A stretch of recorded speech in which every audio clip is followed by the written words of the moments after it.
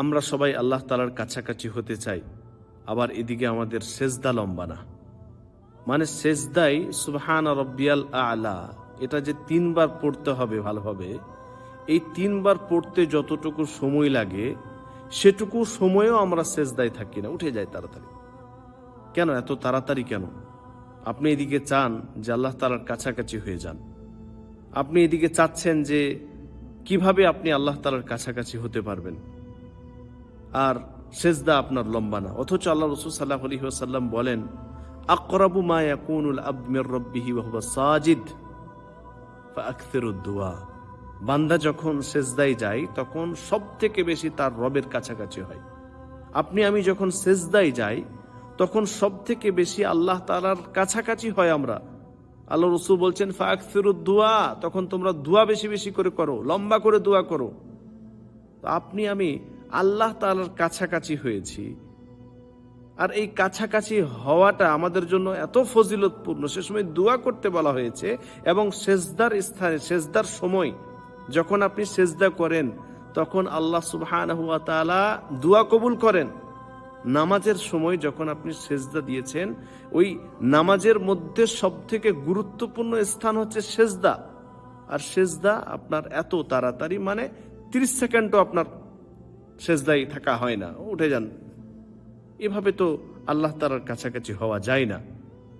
আপনি যখন বিশেষ করে নিজে সালাত আদায় করছেন, যখন ইমামের সাথে সালাত আদায় করবেন তখন তো বাঁধা, ইমাম সাহেব যতক্ষণ পর্যন্ত সেজদা করবেন সবাইকে লক্ষ্য করে যেভাবে নামাজ পড়াচ্ছেন সেভাবে আপনি সেজদা করে উঠে যাবেন। কিন্তু বিশেষ করে সুন্নত নামাজ যখন পড়বেন বা নফল সালাত যখন পড়বেন বা রাতের তৃতীয় অংশে উঠেছেন তাহাজ্জুদ সালাত পড়ছেন আপনি, তখন সেজদা লম্বা করে করার চেষ্টা করেন। এত লম্বা করেন যে আপনার কপালে যেন দাগ পড়ে যায়। আপনি এত লম্বা করেন যে সেজদার স্থান আপনার প্রিয় হয়ে যায়, কারণ সেই স্থানটা তো আল্লাহ তাআলার কাছাকাছি হওয়ার স্থান। সে সময় তো আপনি সব থেকে বেশি আল্লাহ তাআলার কাছাকাছি হতে পারেন। তো কেন সেজদা এত সংক্ষিপ্ত, কেন আপনার সেজদা এত শর্ট, এত তাড়াতাড়ি কেন উঠে যান? সে সময় দোয়া করুন, সে সময় দোয়া করুন। যত ধরনের দোয়া আপনার মুখস্থ আছে, সেটা কোনো জিনিস চাওয়ার ক্ষেত্রে যে সমস্ত দোয়াগুলি মুখস্থ করেছেন সেই দোয়াগুলো হোক, পিতামাতার জন্য দোয়া হোক, নিজের সন্তানের জন্য দোয়া হোক, স্ত্রীর জন্য দোয়া হোক, কোনো সম্পদ চাইছেন, টাকা পয়সা চাইছেন, কোনো নিয়ামত চাইছেন, সেজন্য দোয়া হোক, যেটাই আপনার মুখস্থ আছে, যেটাই আপনি চান, যেটাই আপনার মুখস্থ আছে সেই দোয়া আপনি পড়তে থাকুন। যদি আপনি কোনো একটা জিনিস চাইছেন বা কোনো এমন কিছু আল্লাহ তাআলাকে বলতে চান যে সম্পর্কে আপনার দোয়া মুখস্থ না থাকলে আপনি বাংলা ভাষাতে বলুন। আল্লাহ তাআলাকে আপনি সেজদারত অবস্থায় বাংলাতেই দোয়া করুন। সেজদার যেই দোয়া রয়েছে বিশেষ দোয়া, সেই দোয়া পড়ার পর আপনি আরবিতে যে সমস্ত দোয়া আছে সেগুলো পড়ুন। যেরকম ধরেন রব্বানা আতিনা ফিদ দুনিয়া হাসানা ওয়া ফিল আখিরাতি হাসানা ওয়া কিনা আযাবান্নার, এটা পড়লেন। পিতামাতার জন্য দোয়া, সেটা পড়লেন। তারপর আরো বিশেষ কিছু দোয়া মুখস্থ আছে, সেই দোয়া পড়লেন। আল্লাহুম্মা ইন্নী আসআলুকা ইলমান নাফিআ ওয়া রিজকান তাইয়্যিবা, এটা মুখস্থ আছে, এটা পড়লেন।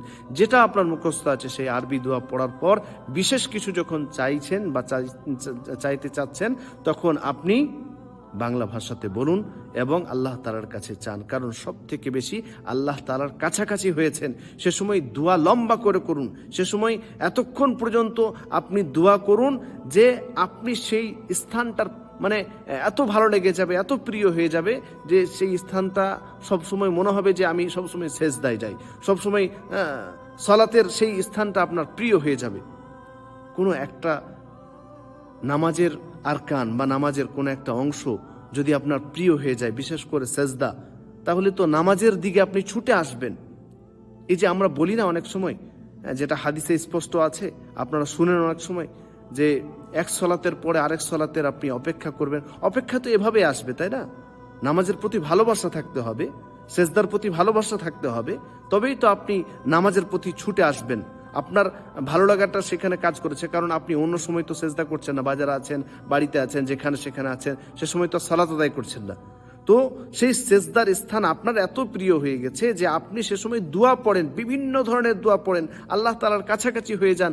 ফলে সে সময়টা আপনার এত প্রিয় যে নামাজ আপনার মানে অপেক্ষা করাচ্ছে, নামাজের জন্য আপনি অপেক্ষা করে বসে আছেন যে কখন আবার আজান দিবে, কখন জোহরের সালাত পড়ে এলাম, আবার আসরের আজান দিবে, আবার নামাজে যাব, সুন্নত পড়বো মসজিদে গিয়ে, তারপরে ফরজ পড়বো, আবার আল্লাহ তাআলার কাছাকাছি হব। কখন আমরা সুন্নত সালাতগুলি আদায় করতে পারবো?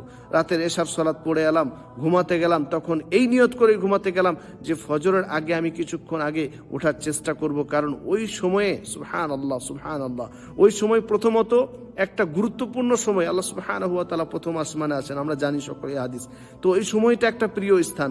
দ্বিতীয়ত ওই সময় আপনি নফল সালাত, তাহাজ্জুদ সালাত পড়েন, সেই সময়ে সেজদারত অবস্থাটা আপনার প্রিয়। সে সময় সেজদার সময় আপনি আল্লাহ তাআলার কাছাকাছি হন, সে সময় দোয়া করেন, বিভিন্ন ধরনের দোয়া করেন, সেই দোয়া, সেই সেজদা, সেই সালাত আপনার প্রিয় হয়ে গেছে। তো আপনার অন্তরে একটা অপেক্ষা জেগে থাকে। এটাই হচ্ছে সালাতের আসল ইন্তজার, অপেক্ষা।